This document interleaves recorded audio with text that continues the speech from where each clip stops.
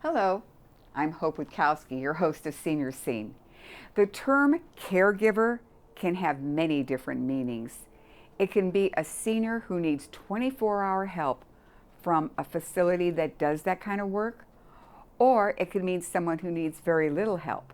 And maybe if that senior is lucky, a family member will step in to help. On today's show, we'll see some examples.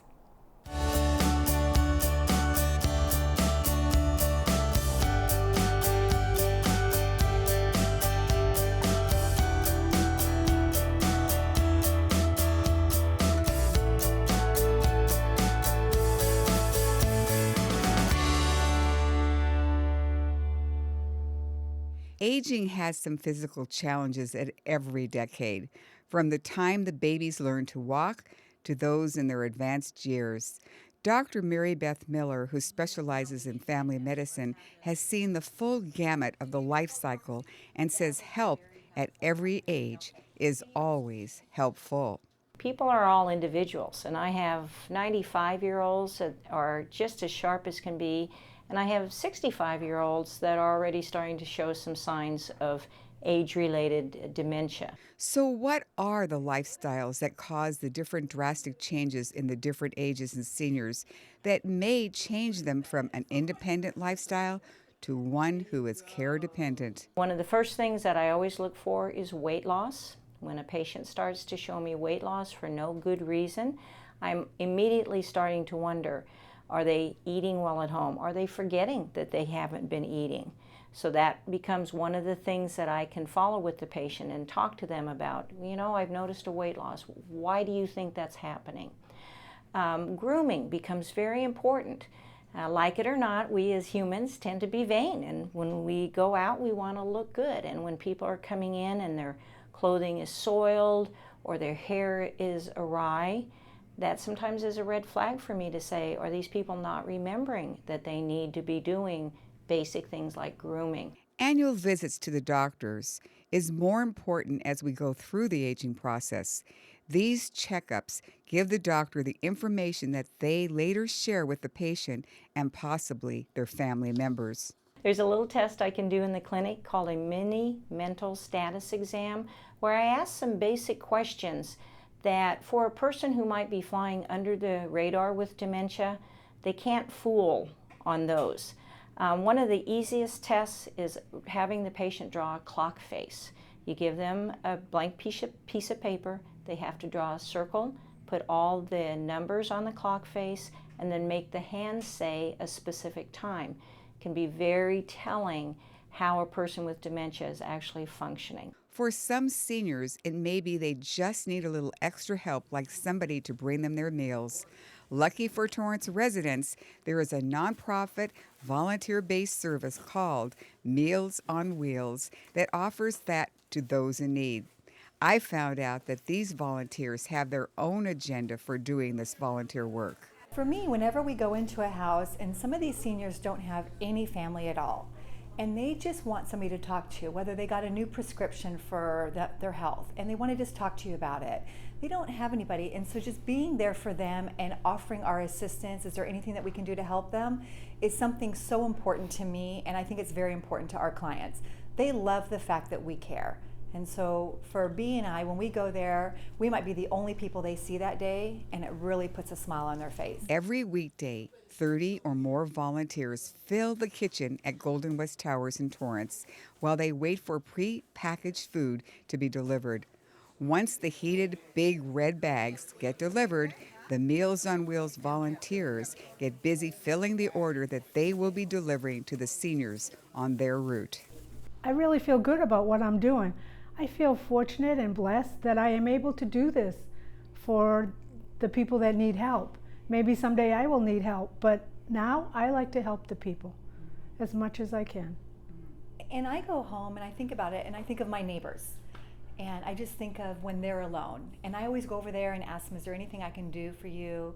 And I even keep in touch with their daughter-in-law. So I just let them know what I do and just make sure that she's okay, because there are a lot of people that do live on their own. Seniors on the receiving end smile for a number of reasons. Today, we follow Bee and Sherry on their route as they drop off a meal to Jacqueline, an 88-year-old senior who's getting a little help from this local organization. As soon as she opens the door to welcome in the volunteers, she has the comfort knowing there is more than meals that are being delivered to her 5 days a week. If we see something out of the ordinary, I mean, it's hard to step in and take over, but we see something that's where they might need a little bit of assistance, we'll call the family member. They have an alternate contact. We'll call them and let them know what we saw and let them kind of pursue it from there, just so that we feel good about what we've done for the senior, that they haven't been ignored, and that way we can let them know. Because sometimes the relatives live far away. Tragedies of living alone with no family support do happen every day. One of those incidences could have happened, as told by one of the volunteers when they were making their regular meal delivery. We had one at the mobile home park. Remember where the lady, we knocked on the door to deliver her food, and we could hear her but couldn't quite make it out. So we put our ear up to the door and we heard her say, "I've fallen and I can't get up." So we actually had to call 911, and the paramedics came out and the fire department came out. We went to a neighbor's house to see if they happened to have a key for her house. They didn't, and so we called them and they were able to get in through a window and help her. So yeah, we have had cases like that. It's very few, but we have. Dr. Miller states that she looks for more than blood tests, blood pressure, and different scans that are red flags to her when doing a routine checkup of her senior patients. Medication errors, that is a big one. When a patient comes in and says, I had to go to the ER the other night because I took 2 doses of this medicine, my first question is, in my mind, is, do we have a problem? So when I see these types of red flags, that's usually when I want to know, which family member is close, who can I get a hold of to say, what have you been noticing? Not everyone ages the same, but for many there comes a time when more assistance is needed at the home. We have seen how Meals on Wheels can bring food to keep our senior on schedule with nutrition, but I found another wonderful organization that just started up in Torrance that offers a lot more help. South Bay Village is a program that helps seniors remain in their homes with the help of volunteers. We do all different kinds of things for the volunteers. Take them to doctor's appointments, fix kind of things that you mentioned in their home, take them grocery shopping, go grocery shopping for them, take them to senior centers or take them to the Y, visit friends, run errands, all kinds of things. And there is a membership fee of $500 a year, which can be made in 2 payments. And the seniors get a lot of benefits because they get to have a visit or get a phone call from the volunteers from 5 to 8 times a month. So it really pays for itself. Jesseline Davis is the CEO of this nonprofit agency. Her volunteer applicants go through a variety of research before they become a part of the village. I go overboard on background checking the volunteers because I don't want to send someone into a senior's home without my feeling very confident about it. I put them through a background check, a national background check. I also do Department of Justice fingerprinting. I also do bonding on the volunteers and a DMV check. And I know every single volunteer that we have, and I contact them every week to 2 weeks to see how they're doing and listen to how they feel about what's going on with the members. So we're taking care of the member from all ends, from the volunteers' standpoint. I call the members all the time and say, how are you doing, what's going on, what's new, and how's your daughter doing, and how's the dog, and we become part of their family, actually. After a few weeks of these volunteers helping various seniors who've signed up for the program, we see something special happening.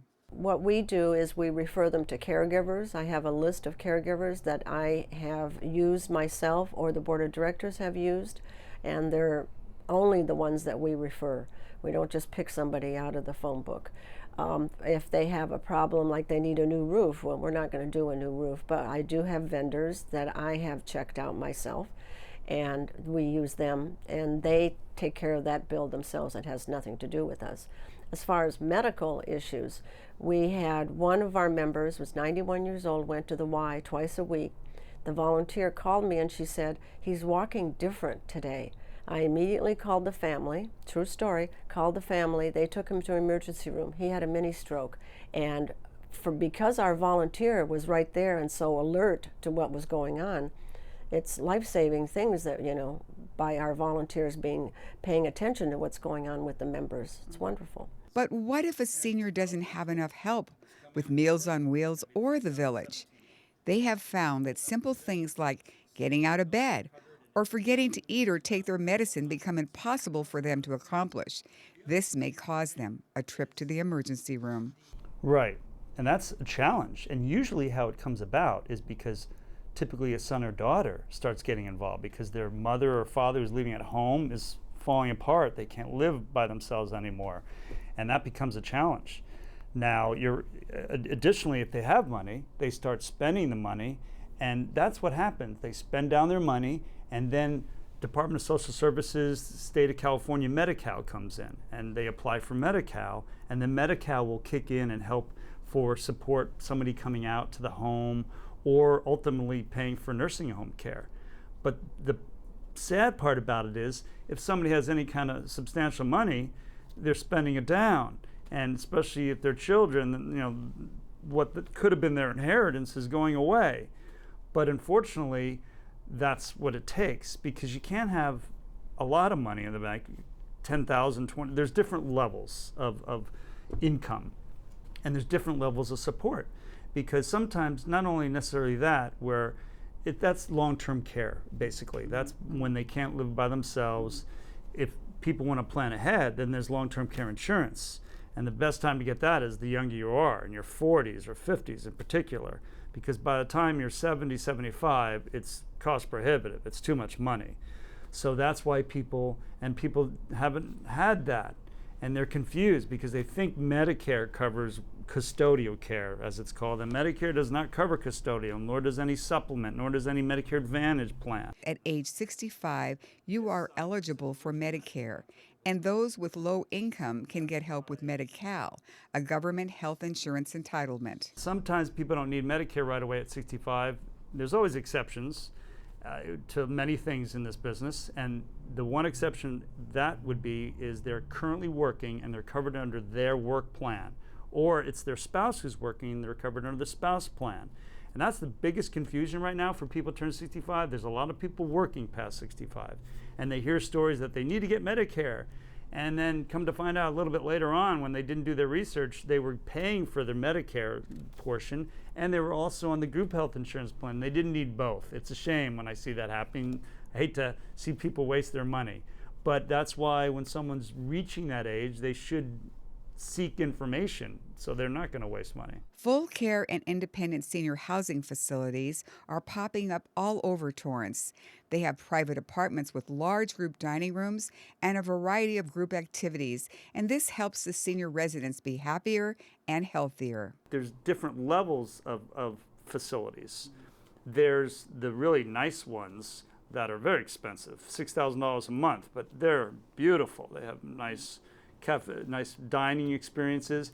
Then there's homes. People have assisted living in their homes where there's 4 or 5 people in a home, and that's slightly less cost, which is good, and in one way a little bit more personable. You're in someone's house and you're with 3 other people, not in a big facility of 100 or 200 seniors. Many seniors in Torrance are members of the Village and getting the help they need, and the wonderful Meals on Wheels gives seniors like Jacqueline support that you have seen on today's show. Growing older does have its challenges. We all think we're going to be just perfect into our 80s and 90s, but as you can see from today's show, things change. I hope today's show has helped you now consider what you want to do to be prepared. I'm Hope Witkowsky, reminding you, knowledge, it's a powerful tool. Tune in next time to Senior Scene for more secrets on successful aging.